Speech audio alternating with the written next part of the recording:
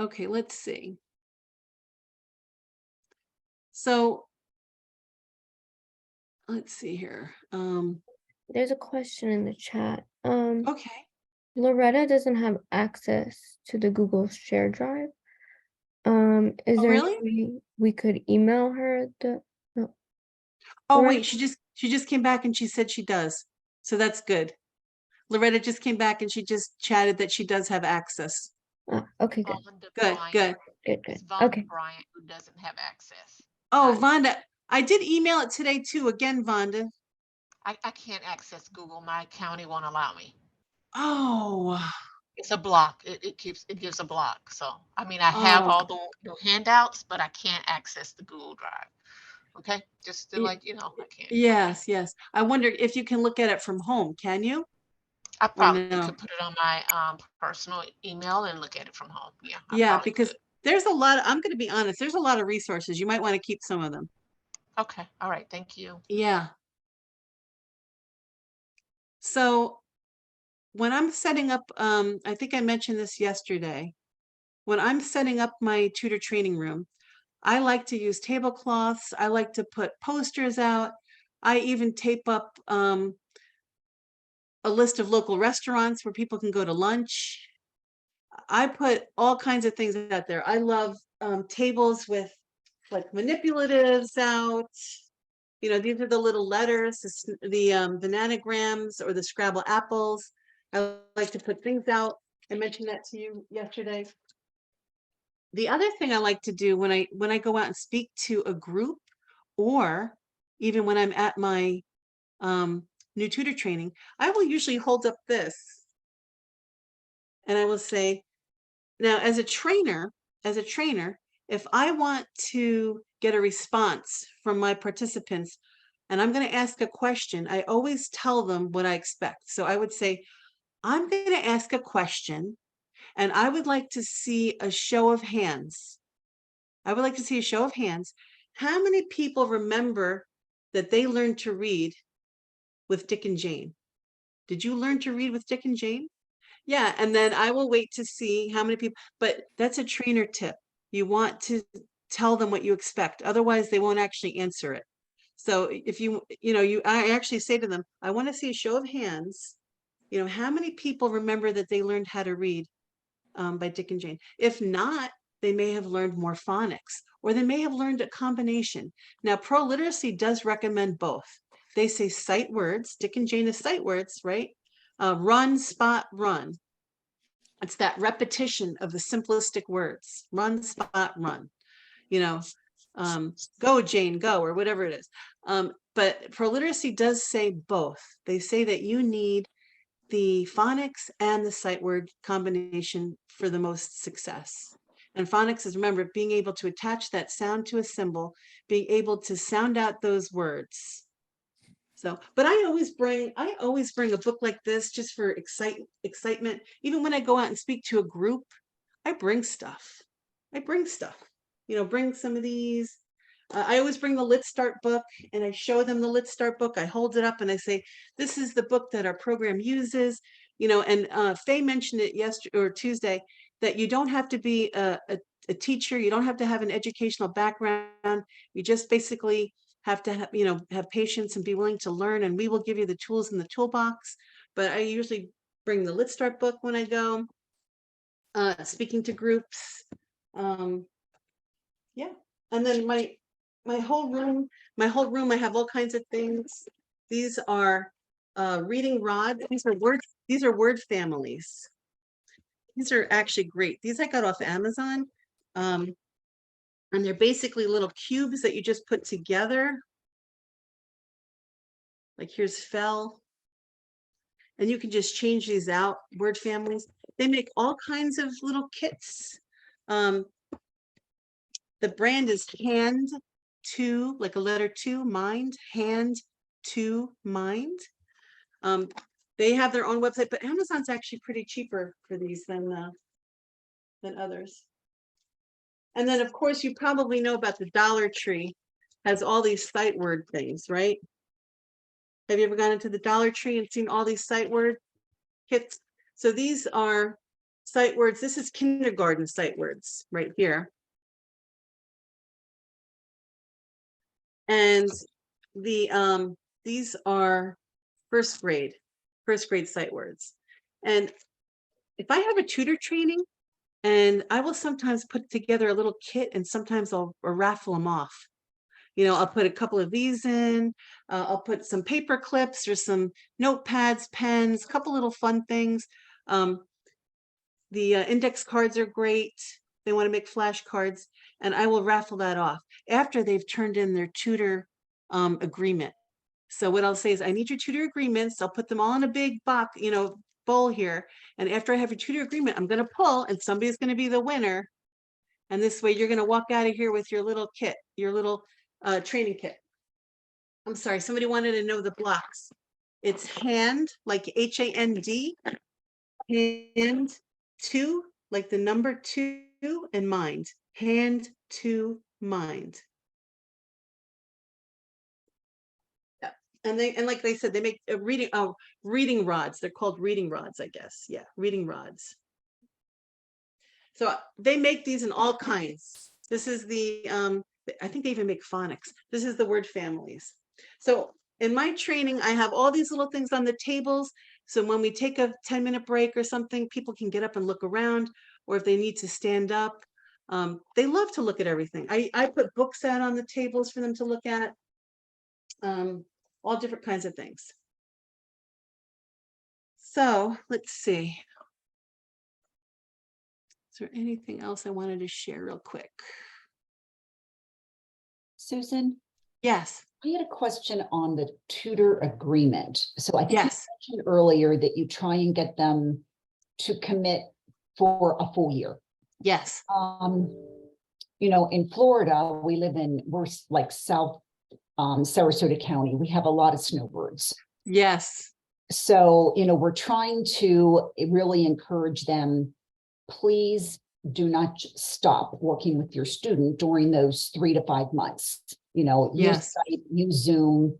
We're even thinking of maybe providing that kind of training. If they're Nice. familiar with Skype or Zoom, or FaceTime, and hopefully make them a little more comfortable with that.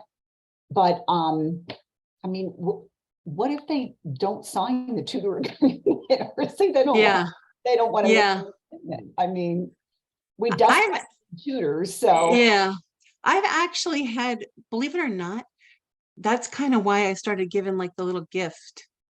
I would make the little gift bag, yeah. and you know, I know it sounds crazy, but I would say, look at this tote. I always had a tote from somewhere, you know, like a tote.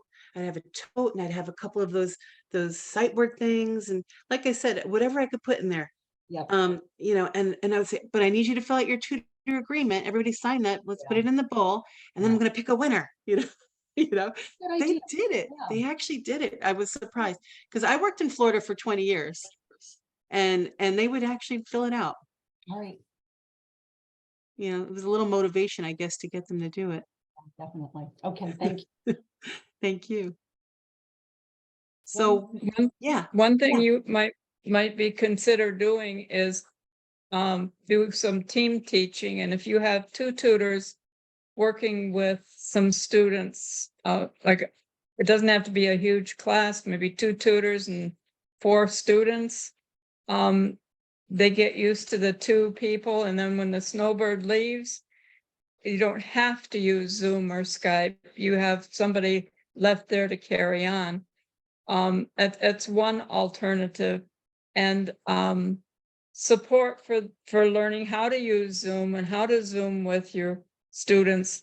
I've worked with a tutor who was, she just finished training, but she was leaving in a week for up north, and she didn't think she would be able to do anything. And she was really disappointed that she would have to wait until she came back. And I said, well, you don't have to wait. I'll hold your hand. We'll get you tutoring. And now she has 2 sisters. One has a lot of English and one is really just getting started. They're both adults. And she's thrilled. She says, she lets me know almost every week what something neat that happened. So a lot of hand holding is not unthinkable, and it really works. That's great. I'm so glad that you shared that, Faye, really. Because I have to be honest, I've dealt with the snowbirds too, and they did not want to do it over the Zoom, like, you know. I also would have some That's tutors that would just agree to be substitutes too. right. Well, that's where your team, team teaching is good. The students will have some continuity, and if your schedule is crazy and you can't promise twice a week, every week, then you have a little more freedom and a little more ability to make a commitment and stick with it. That's great. That's great. Thank you for that. So how is everybody feeling about the participant presentation exercise?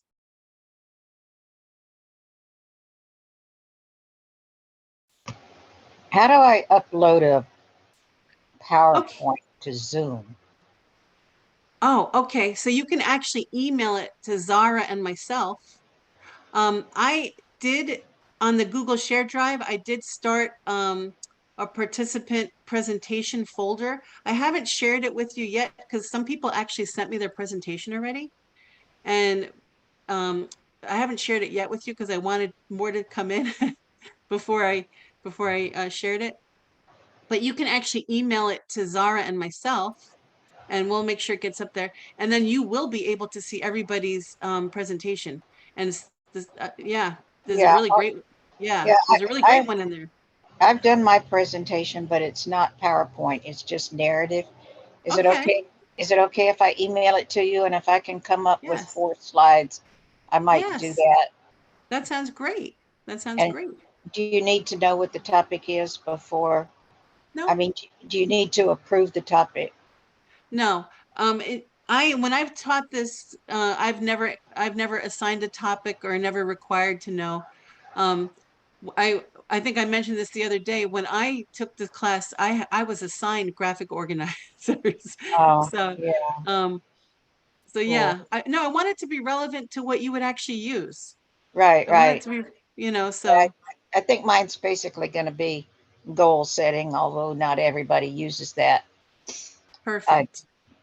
you know, we did it at one time, and then it was part of the report originally, Yes. and then Yes. it got dropped off the report, and the report became who did you see, where did you see them, how long did you see them, end of report. Um, So I mean, yeah. it got shortened up. It got shortened up quite a bit, but I really Yeah. like the goal aspect of it. I used to, it used to make me crazy when I would see the tutors would write down, the goal of their learner was learn to read. Well, let's break this down a little bit more.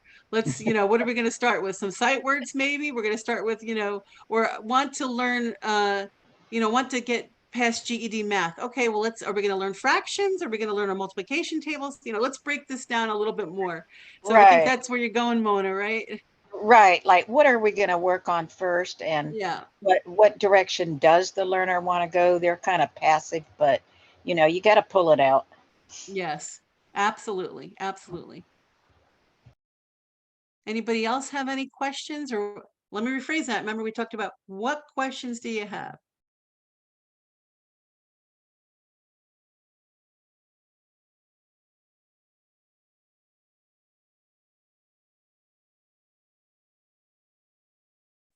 Are we okay, or did I lose you guys? I'm good. Okay, good, good. It got so quiet there for a minute. Okay, good. See a chat here, good. Okay. Do you still need me to type in reading rods, hand to mind? I can.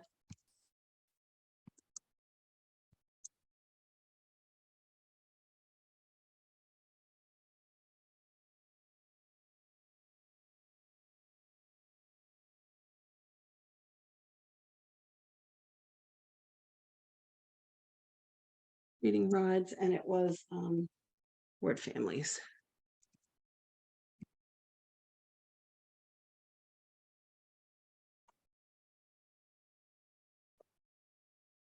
Okay.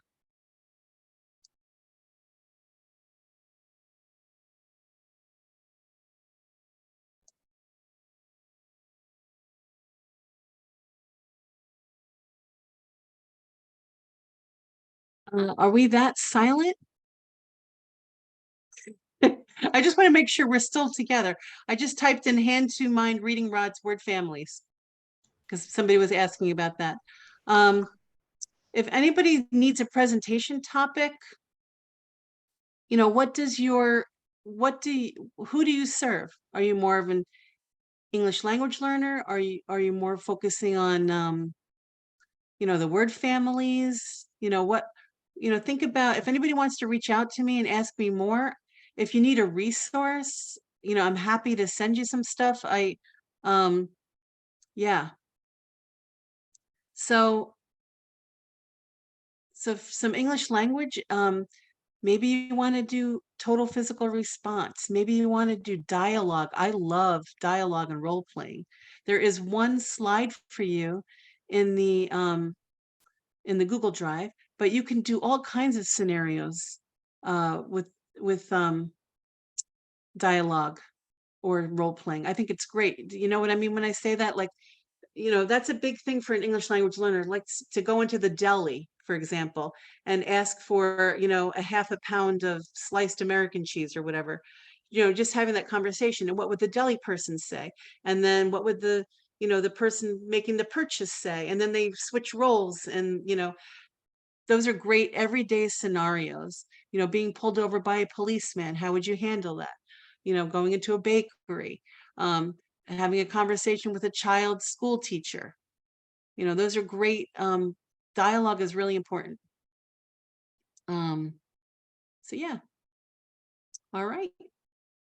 So I've probably kept you a couple of minutes too long, but I'll be here for a minute if anybody wants to ask me anything. But I want to thank you for coming today and for having a great session. And please don't hesitate to reach out to me about the assignment or anything. Or if you're looking for any kind of specialty materials, reach out to me. I'd be happy to email it to you. Especially Vonda, who can't get into Google Drive, I can send you anything.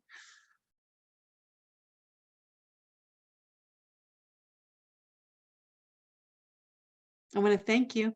I'll be here for a minute if anybody wants to ask me anything. Aren't we supposed to go until 2:30? I mean, 4:30?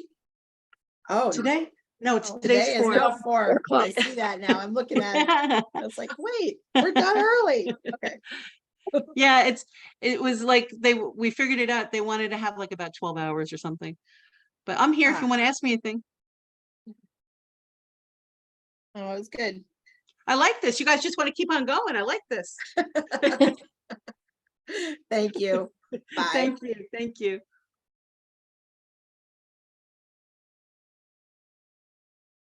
I'll say goodbye. Thanks, Susan. Thank you so much, Faye. I appreciate your contributions too. Oh, you're quite welcome.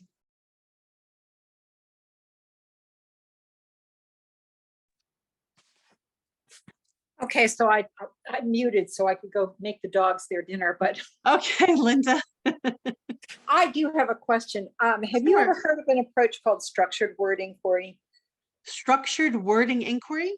Mhm. No, it sounds interesting. Structured wording.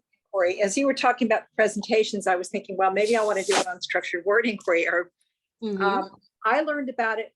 I found it at a site.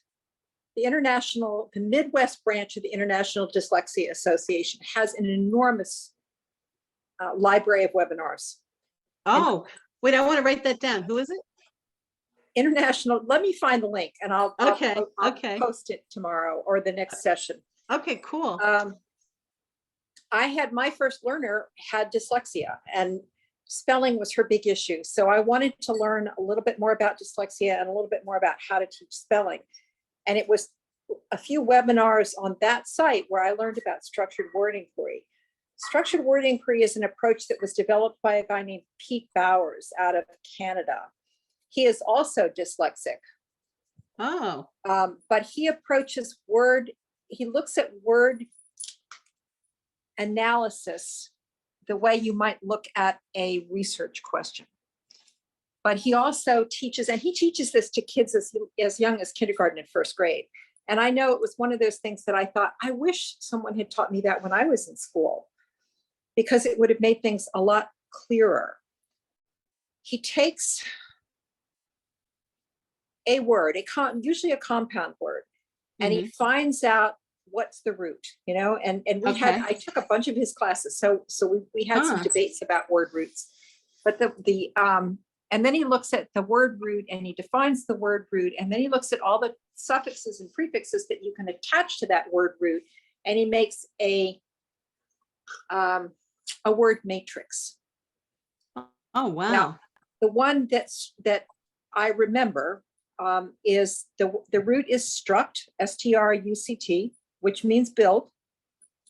And the prefixes are instruct, destruct, construct, and then whatever suffixes. But all of a sudden you learn how to spell one root.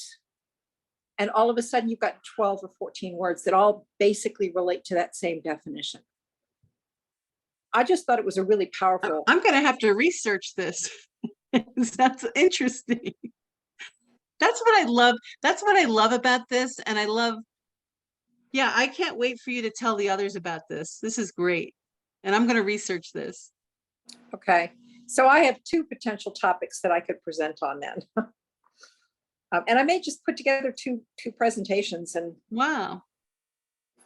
It's funny, whenever I did the like tutor enrichment workshop or continuing education workshop, that's when I would learn something like this to bring, like something totally new. Like I don't want to overwhelm everybody, but there's something called like Gunning Fog, like Gunning Gunning Fog Index. And you can figure out how many words per minute people can read and their fluency rate. And then another topic, I would study these topics before so that this way I would learn something, but my tutors would learn something too. And like, there's just so many topics out there. Like, this fascinates me now. I want to look this up. Well, it's like I said, it's one of those things that I learned to read with Dick and Jane. I didn't learn anything about phonics until I was a graduate student. But I also had an instructor at the University of Florida who was, he was an expert on reading, learning disabilities. He wrote a bunch of books on learning disabilities. Wow. So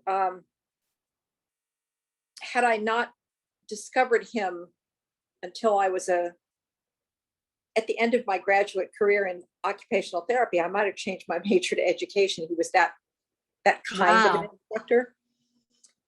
But because I knew I wanted to work in the school, so I took a bunch of classes in the education department. But he used to talk about the whole idea that we as a society would swing from one extreme to the other. It was either all phonics or it was all whole language. And he said the real answer is probably somewhere in the middle.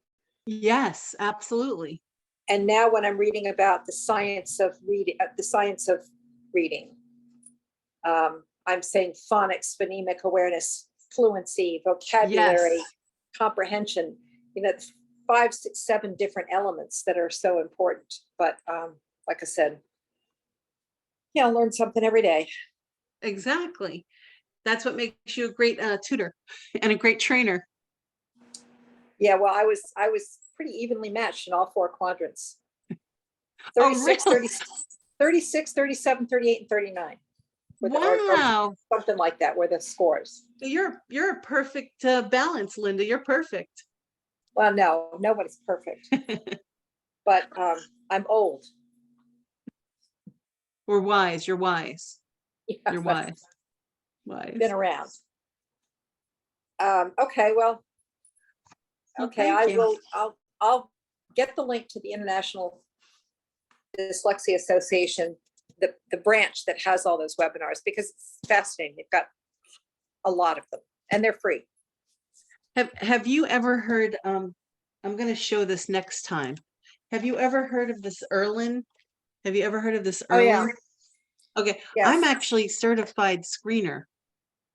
You can actually take a class to be an Erlin certified screener. You don't have to be, but I was going to mention it. And, you can have these colored reading overlays and things. I'm going to talk a little bit about it, that I've actually seen this really work. I literally have seen this work. See, they're colored Yeah, strips. no, reading helpers is what we used to call them. Reading helpers. Yeah. Yeah. My job in the school system, I was an occupational therapist, but I was also a countywide assistive technology specialist. So we would occasionally go ahead, we had those reading strips always on hand. And occasionally that was all a kid would need. I'm trying to convince the board of directors for my organization to use those as handouts at community events. Wow. They want to do beer koozies and water bottles. And I'm saying, hey, visualize carrying all that stuff in and out Yeah. of a facility. Whereas if you get these little strips, they don't weigh anything, they don't take any space. Yeah. They give you something to talk about because a lot of people aren't familiar with them. Exactly. And even if you don't go all in with the whole Erlin philosophy of the different colors, being able to isolate a line of text Exactly. is, Exactly. and one of the low-tech ideas that we used to use as school-based therapists was to take an index card and cut out just a corner and use it as a reading guide. So you could That's great. move that little block across the line of text and just see one word at a time. That's great. No, whatever, those are the tutor teacher tips and tricks. Excellent. Excellent. Well, thank you so much, Linda. Thank you for everything. I'll be interested to see what you think about when you look up structured word inquiry. I'm going to look it up. I am. And if you Google it, you're going to find all kinds of word matrices. Okay. Sounds good. Matrices. I'm going to look it Lots up. of examples. And I think it's a unique way to teach language. I'm going to take a look at that. Thank you. Appreciate that. I will definitely research that. Okay, we'll see you next week. Thank you, Linda. Thanks so much. Bye-bye. Okay, bye-bye.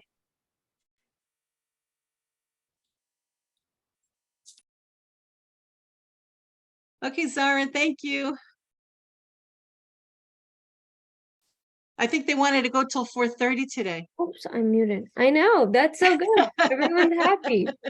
I know. Happy to learn. You can't go wrong. That's funny. That's I funny. actually thought it was 4:30 too. Yeah, they wanted to keep going. I said, you guys are great. You want to keep going? All right. Do you like it? Do you think it's going well? Yeah, I think it's going well. I mean, I think they're liking it. I might email Vonda some stuff. Yeah. Although I would ask yeah, her for her personal email and see if you can add her Gmail account then instead of her county account, because then she should Yeah. be able to. but she could forward it to her personal email. But you know what? I'll send But her. don't you have to invite it? Oh, I guess. Yeah, that's a good thing. I will do that. I will email her. I will email her and say, yes, thank you for thinking that. Yeah. Yes, I will email her and do that because I want her to be happy too and see all the resources. I'm having some trouble. Oh, we're still recording. I have to learn to pause.